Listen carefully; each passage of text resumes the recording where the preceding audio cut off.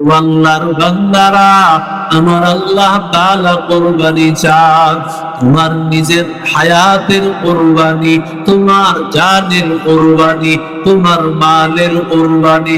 কারণ আমার আল্লাহ বলেন, কুল ইন্না সালাতি ওয়া নুসুকি ওয়া মাহইয়ায়া ওয়া মামাতি লিল্লাহি রাব্বিল আলামিন। আল্লাহ বলেন, আমি আল্লাহ তাআলার জন্যই তোমার বেঁচে থাকা, আমি আল্লাহর জন্যই তোমার মারা যাওয়া, আমি আল্লাহর জন্য তোমার সবকিছু, সবকিছুর মালিক আমি আল্লাহ, দুনিয়ার আর কেউ না। আল্লাহর বান্দারা, আল্লাহর কুদরত কিছুক্ষণের মধ্যেই চলে আসবে। এই দুনিয়া আমি আপনি থাকবো না, বিদায় হয়ে চলে যাওয়া লাগবে। আরে আল্লাহর বান্দা, অন্ধকার কবরে চলে যাওয়ার পর তোমার সন্তান যদি মাদ্রাসায় পড়ে, ওই সন্তান হাত তুলবে, আল্লাহ তোমারে মাফ করে দিবে।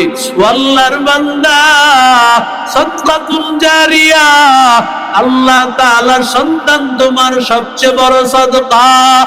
আর যদি বান্দা তোমার এই মাল থেকে সামান্য কিছু মাল আল্লাহর নবীর ঘর, সেই ঘরে আল্লাহর বান্দারা আল্লাহর কোরআন পড়িয়া, নবীর হাদিস পড়িয়া যারা আল্লাহ তাআলা সেরা মানুষ হবে, যারা আল্লাহ তাআলার শ্রেষ্ঠ মানুষ হবে, এই জামানার যারা খাদিজা হবে, আয়েশা হবে, ফাতেমা হবে, এই জামানার হাসান বসরি হবে, এই জামানার আবু বকর, এই জামানার উমর। আল্লাহর বান্দা, তোমার এই টাকা, তোমার সামান্য কিছু টাকা দিয়া ওরা যদি আল্লাহর কোরআন পড়ার সুযোগ হয়, আল্লাহ তাআলা উসিলায় চক্ষুটা বন্ধ হতে দেরি হবে, আল্লাহ তাআলা তোমার জান্নাতে যাওয়ার রাস্তা খুলতে দেরি হবে না। ও আল্লাহর বান্দা, এখানে অনেকে আছে, অনেকের মা নাই, বাবা নাই, বাবা মা হারিয়ে ফেলছো, আজকে ওই মা বাবাই কবরে বড় অসহায় তোমার দিকে তাকায় আছে। ওই মা বাবারে টাকা দিলে পাবে না, খাবারও দিলে পাবে না, কাপড়ও দিলে পাবে না।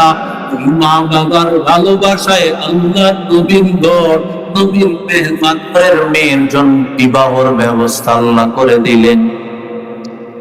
ক্রস সিস্টেমের বিবাহ, প্রথম ঘরের ছেলে মেয়ে দ্বিতীয় ঘরের ছেলে মেয়ের সাথে বিবাহের ব্যবস্থা। হাবিলের সাথে যে সহদর্ভ জন্মগ্রহণ করেছে তার নাম হলো লাউদা। দেখতে ছিলেন শ্যামবর্ণের। কাবিলের সাথে যেই সহদর্ভ একসাথে জন্মগ্রহণ করেছে আকলিমা। কোন কোন রিওয়ায়াতে আসছে ইকলিমা সুন্দরী রূপসী একজন নারী। আল্লাহর কুদরতের ব্যবস্থা হলো কাবিল বিবাহ করবে হাবিলের বোন, হাবিল বিবাহ করবে কাবিলের বোন। কাবিল তাকায় দেখলো হাবিলের বোন সুন্দরী না, তাহলে আমি আমার সহোদর বোনকে আমি বিবাহ করব, হাবিলের বোনকে আমি বিবাহ করব না। কিন্তু আল্লাহর কুদরত, আল্লাহর নির্দেশ, বিবাহ করতে হবে নিজের সহোদর বোন না, বিবাহ করতে হবে তোমার অন্য ঘরের মেয়েকে বিবাহ করা লাগবে। এবার আল্লাহর বান্দা কাবিল যখন বিবাহ করতে চাইল, বাবা আদম আলাইহিস সালামের কাছে বিচার চলে গেল। আদম বললেন, সন্তান তুমি কেন বিবাহ করতে চাইতেছো? আল্লাহর নিয়ম হলো রে কাবিল, বিবাহ করতে হবে তোমার হাবিলের বোন। কাবিল বলে, না না, আমার সহোদর বোনকে আমি বিবাহ করব। এবার কাবিল যুক্তি দাঁড় করাইলো, আমি যেহেতু আবার বোনের সাথে একই গর্ভের মধ্যে মায়ের পেটে ছিলাম, সুতরাং আল্লাহ তাআলা এটাই চান দুনিয়াতে আসার পরে আমরা একসাথে থাকবো। নাউজুবিল্লাহ। আরো জোরে কন।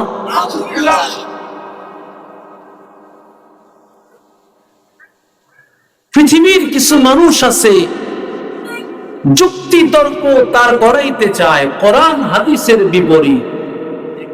যত যুক্তি আছে সব যুক্তি হলো কুযুক্তি। কথা বলো বুঝলেন? কোরআন হাদিসের বিপরীত কোন যুক্তি নাই, সমস্ত যুক্তি কুযুক্তি। আল্লাহর কোরআনের যুক্তি হলো আসল, সব যুক্তি বাতিল। কারণ তুমি কত বড় যুক্তিবাদী, তোমার চেয়ে বড় যুক্তিবাদী ছিল মিস্টার ইবলিস। কথা কর না কেন?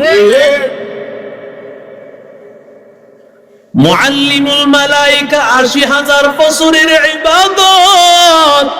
কত হাজার? আওয়াজে জোরে বলেন। ৮০,০০০ বছরের ইবাদত করার কারণে আল্লাহ ডাক দিয়া কয়, আমি আল্লাহ তাআলা দুনিয়ার রাজত্ব দিয়া দিলাম। সুবহানাল্লাহ কয়। ৮০,০০০ বছরের ইবাদত, আল্লাহ বলেন গোটা পৃথিবীর রাজত্ব দিলাম। আর আমি আল্লাহ জান্নাতের টিকিট দিয়েছি, জান্নাতে থাকার টিকিট পেয়ে গেল শয়তান। ৮০,০০০ বছর ইবাদতের ফলে 2টা পুরস্কার পেয়েছে। গোটা পৃথিবীর রাজত্ব, জান্নাতে থাকার টিকিট পেয়ে গেছে। আল্লাহ যখন ওয়াদার দিলেন উসজুদু লিল মালাইকা, উসজুদু লিল মালাইকা ফাসাজাদু ইল্লা ইবলিস।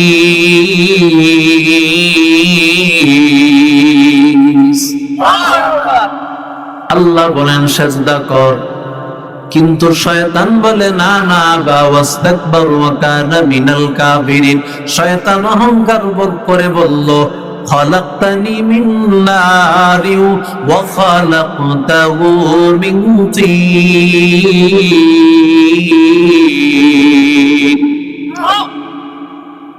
শয়তান যুক্তি দাঁড় করাইছে, আমি আগুন দিয়া তৈরি, আগুন উপরের জিনিস, মাটি নিচের জিনিস, উপরের জিনিস নিচের জিনিসকে সেজদা করতে পারে না। উপরে থাকলে যে সম্মান বোঝায় না, এটা শয়তান বোঝে নাই।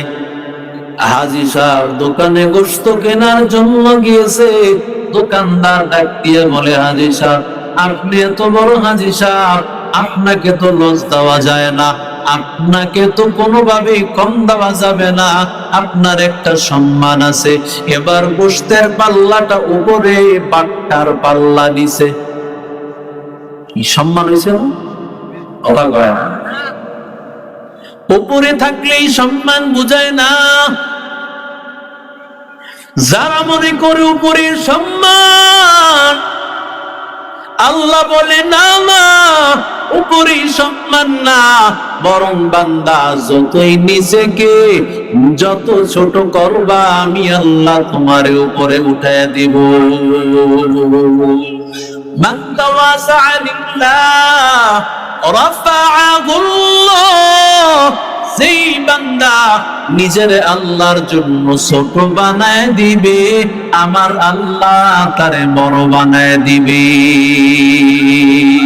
हकीकत से तो दुनिया बेखबर है, दुनिया की नुमाइश पर नजर है।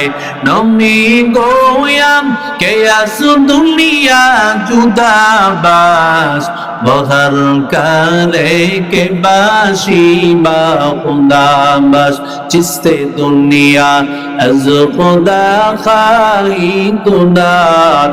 এরে আল্লাহর বান্দা, এরে যুবক, আল্লাহ তাআলা অর্ডার করেছেন এমন ভাবে বিবাহ করা লাগবে যারা নাকি কোরআন হাদিস মানতে চায় না, কোরআন হাদিসের বিপরীত যুক্তি তর্ক দাঁড় করাইতে চায়।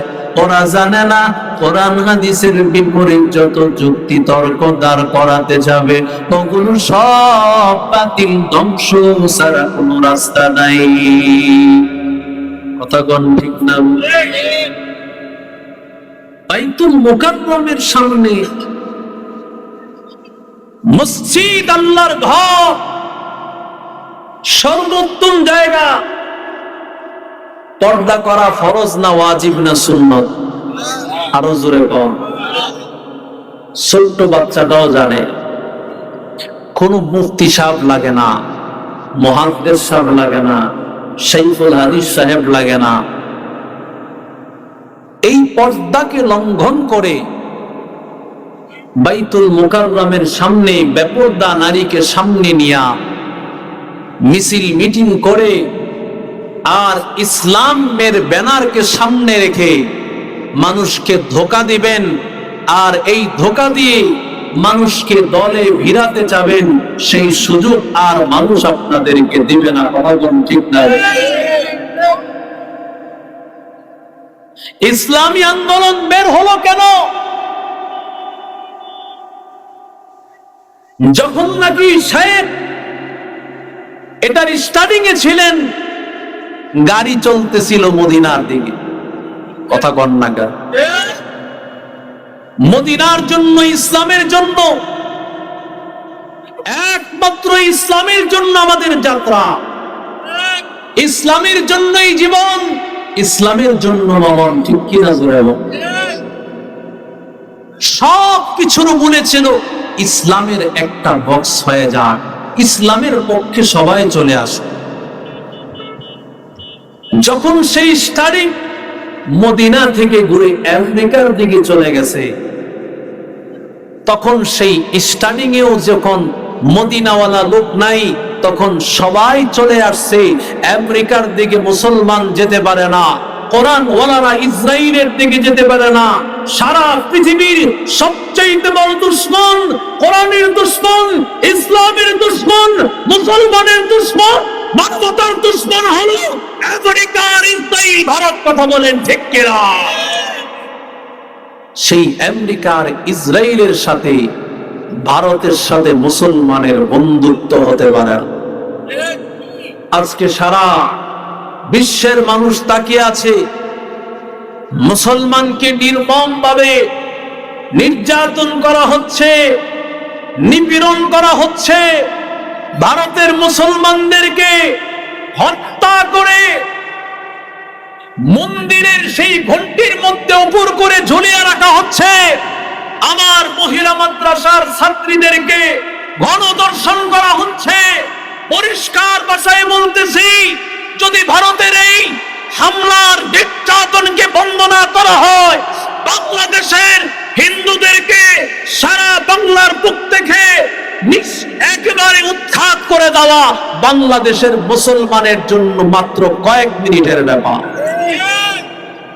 কিন্তু আমাদের মুসলমান, আমাদের কোরআন, আমাদের ইসলামী শিক্ষা আমাদেরকে দেন। আমাদের নবী আমাদেরকে শিক্ষা দেয় নাই।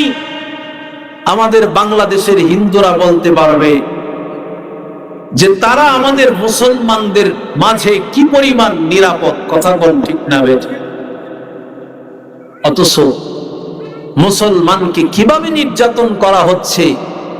আজকে মহিলা মাদ্রাসার নামে অপপ্রচার চালায়া আকাম করছে না নাই, হুজুর জেলখানায়। কথা বল না? এই যে একটা অপপ্রচার চালিয়ে মানবতা বিরোধী ওলামায়ে কেরামকে দাঁড় করানো হচ্ছে, ইসলাম ও কোরআনের দুশমন আলেমকে দাঁড় করানো হচ্ছে। অথচ যদি মাদ্রাসা বন্ধ করতে হয়, মহিলা মাদ্রাসা সবার আগে স্কুল কলেজ 1 কোটি বছর আগে বন্ধ করালাম। কথা কন না কেন? হ্যাঁ, বিচ্ছিন্ন ঘটনা কোথাও হতে পারে, তার দৃষ্টান্তমূলক শাস্তি হবে যদি তার উপযুক্ত প্রমাণ পাওয়া যায়। কিন্তু প্রমাণ ছাড়া কারো উপর আপনি অপবাদ দিয়ে দিবেন প্রমাণ ছাড়া, কোনো যাচাই বাছাই ছাড়া, আল্লাহ ওয়ালাদের চেহারাকে কোন নারীর সাথে লাগায়া তুমি যেই অন্যায় করতেছো, সাবধান সাবধান, হয়তো রাতের ঘুমের মধ্যেও তোমার চেহারা শুয়োরের মতো হয়ে যেতে পারে। কথা কোন ঠিক না? কার চেহারা কার সাথে মিলাইতেছে একটু চিন্তাও হয় না? তোমার ঘরে কি মা নাই? তোমার ঘরে কি বোন নাই? অন্যের মহিলাকে লাগাও কেন? লাগাইতে মনে চায় তোমার মায়ের ছবি লাগাও। কথা কোন ঠিক না? এত বড় নির্লজ্জ কেন? এত বড় বেহা কেন? আরে শায়েখে চরমনের হাতে হাত দিয়ে বহু নাস্তিক মুরতাদ মদখোরেরা আল্লাহর কোরআনের পথে এসে যে কথা বলেন, ঠিক না বেঠিক? কার নামে অপপ্রচার চালাচ্ছ? কাকে ইসলামের বিপক্ষে দাঁড় করাইতে চাও? রাসূলুল্লাহ সাল্লাল্লাহু আলাইহি সাল্লাম এত কিছু করছে, রাসূলকে ইসলামের দুশমন বানায় নাই কাফের? কথা কম। ইসলামের দুশমন, মানবতার দুশমন রাসূলকে দাঁড় করাইছে, অথচ রাসূলের মতো এমন আদর্শবান ব্যক্তি আরেকজন আছে। কথা কন না কেন? আমার নবীর মতো আদর্শওয়ালা একজন ব্যক্তিও নাই। যতবার আমাদের আল্লাহওয়ালা বুজুর্গদেরকে এইভাবে কটাক্ষ করা হয়, কত কিছু করা হয়, এরপরও তাদের জবান দিয়ে বদদুয়া আসে না। তবে আল্লাহওয়ালাদের বদদুয়া জবান দিয়ে দেওয়া লাগে না। যার সাথে মাওলার সম্পর্ক হয় তিনি সব ফায়সালা করেন। কথা বলেন ঠিক না? হাত তুলে বদদুয়া মা বাবার করা লাগে না, আল্লাহওয়ালাদের করা লাগে না। তাদের বদদুয়া দিল থেকে আসে, আর ওই দিলের সম্পর্ক আল্লাহর সাথে। কথা বলেন ঠিক না? পৃথিবী সর্বপ্রথম ঘটনাই ঘটেছে নারী। এই সব কিছুর পেছনে নারী, কারণ রাসূল বলেছেন আন-নিসাউ হাবাইলুশ শাইতান, মহিলারা শয়তানের রশি। নবী বলেছেন আমি ইন্তেকালের আগে তোমাদের কাছে মহিলাদের চাইতে ফিতনা আর পরীক্ষার কোন বস্তু এর চাইতে মারাত্মক আর কিছু রেখে যাই। সবচেয়ে মারাত্মক বস্তু একজন মহিলা। এই মহিলা ঘটিত ঘটনা, এখান থেকেই হত্যা কিভাবে হল। মুসলমান ইমানদার আল্লাহর গোলাম, ও নবীর আশিক উম্মতের দল, আল্লাহ তাআলার ওয়াদা কিন্তু কাবিল মানতে চায় না।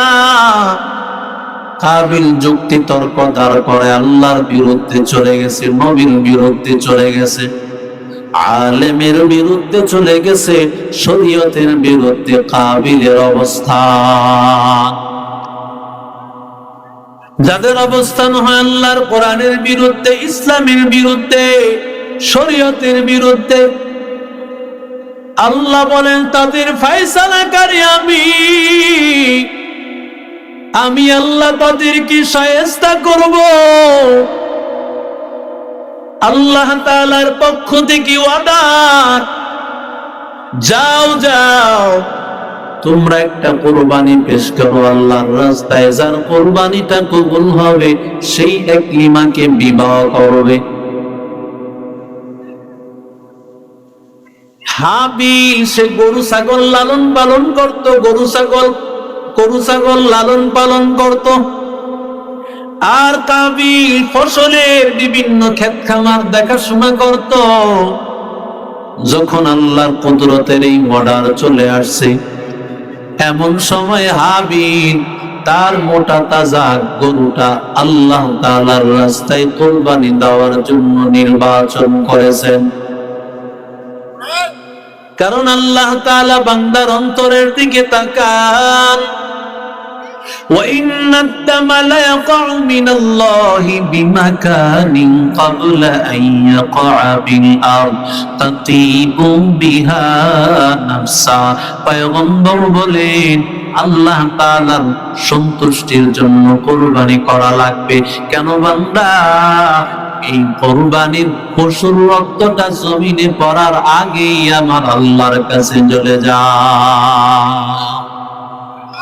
আতিনা ফি দারে দুনিয়া না হাসান, আতিনা ফি দারে উকবা না হাসান।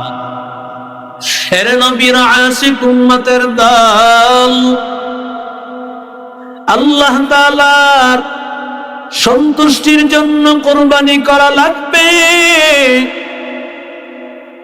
কিন্তু যারা আল্লাহ তাআলার সন্তুষ্টির জন্য কুরবানি করে না, ওদের চিন্তা হলো একটা গরু দিলেই হবে। আবার চিন্তা করে কুরবানি না দিলে মানুষে কি বলবে, কথা বল না। আবার চিন্তা করে 5 লক্ষ 10 লক্ষ টাকা দিয়ে কুরবানি না দিলে সমাজের বড় গরুটা তো আমার হবে না। আল্লাহ বলেন যদি তোমার মধ্যে ইখলাস না হয়, যদি তোমার মধ্যে মানুষকে দেখানো হয়, আল্লাহর রাজামন্দি না হয়, আল্লাহ তোমার এই কুরবানি কবুল করবে না। আল্লাহ তাআলার কাছে তোমার গোশতের এই রক্ত যায় না, পশম যায় না, গোশত যায় না, আমার আল্লাহ তাআলার কাছে অন্তরের তাকওয়া যায়। কুল ইন্না সালাতি ওয়া নুসুকি ওয়া মাহইয়ায়া ওয়া মামাতি লিল্লাহি রাব্বিল আলামিন লা ইয়ানালাল্লাহা লুহুমুহা ওয়ালা দিমাউহা ওয়ালাকিন ইয়ানালুহু তাকওয়া মিনকুম। আল্লাহু আকবার। আল্লাহর কাছে তোমার দিলের তাকওয়া, আল্লাহর ভয়, মালিকের ভয় যার দিলের মধ্যে থাকবে, মালিকের ভয়, আল্লাহ ওই বান্দার অন্তর থেকে দেখে কুরবানি আল্লাহ কবুল করবেন। হাবিল সে ভালো মোটা তাজা গরুটা আল্লাহ রাস্তায় কুরবানি করানোর জন্য আল্লাহর বান্দা গিয়া পাহাড়ের উপর রেখে দিল। আর কাবিল সে একেবারে ফসলের মধ্যে একেবারে খড়কুটা পচা যে ফসল ছিল একটা টুকরির মধ্যে নিয়ে পাহাড়ের উপর রেখে দিয়েছে। কারণ আমার আল্লাহ তাআলার কুদরা আগের দিনে কুরবানির বস্তুটা আমার আল্লাহ আসমান থেকে আগুন আসিয়া জ্বালায় ফেলতো। যার কুরবানি কবুল, আর যার কুরবানি কবুল হইতো না, জমিনের মধ্যে সেই কুরবানির পশু, কুরবানির বস্তুটা পড়ে থাকতো। যখন হাবিল কুরবানি পেশ করলো, কাবিল কুরবানি পেশ করেছে, আল্লাহ তাআলার কুদরত আসমান থেকে আগুন আসিয়া হাবিলের প্রাণীটাকে জ্বালায় ফেলছে। কিন্তু কাবিলের এই বস্তুগুলো তার পচা গান্দা, এই ফসলগুলো জমিনের মধ্যে পড়ে আছে, আগুন জ্বালায় ফেলে নাই। আগের দিনের সিস্টেমে যদি কুরবানি হইতো তাহলে মানুষেরা দেখতো আব্দুল্লাহ সাহেবের এত বড় কুরবানি আল্লাহর রাস্তায় কবুল হয় নাই। মিডিয়াগুলো দেখাইতে একবার আব্দুল্লাহ সাহেব আর একবার 5 লাখ টাকার গরু, তখন না একবার আব্দুল্লাহ সাহেব, একবার 5 লাখ টাকার গরু, একবার আব্দুল্লাহ সাহেব, কথা কয় না। ইজ্জত থাকতো কই? মানুষেরা জেনে ফেলতো তোর টাকা হালাল না, তোর টাকা হারাম, তোর টাকার মধ্যে সুদ আছে, তোর টাকার মধ্যে ঘুষ, জুলুম আর নির্যাতনের টাকা। আর দুনিয়াতে আমার আল্লাহ রাহমাতুল লিল আলামিনকে পাঠায় দিয়া দুনিয়ার মানুষের জন্য আমার নবী রহমত। আমার নবী আসার পরে আল্লাহ তাআলা কুরবানির পশুটা আসমান থেকে আগুন আসিয়া জ্বালায় দেয় না, বরং কুরবানির পশুটা বান্দা নিজে জবে করে কুরবানির পশু খেয়ে ফেলে। ইমামুল আউয়ালিনাল আখিরিন বাহরে সাদকা রাহমাতাল লিল আলামিন সাইয়্যিদুল কাউনাইন খাতমুল মুরসালিন।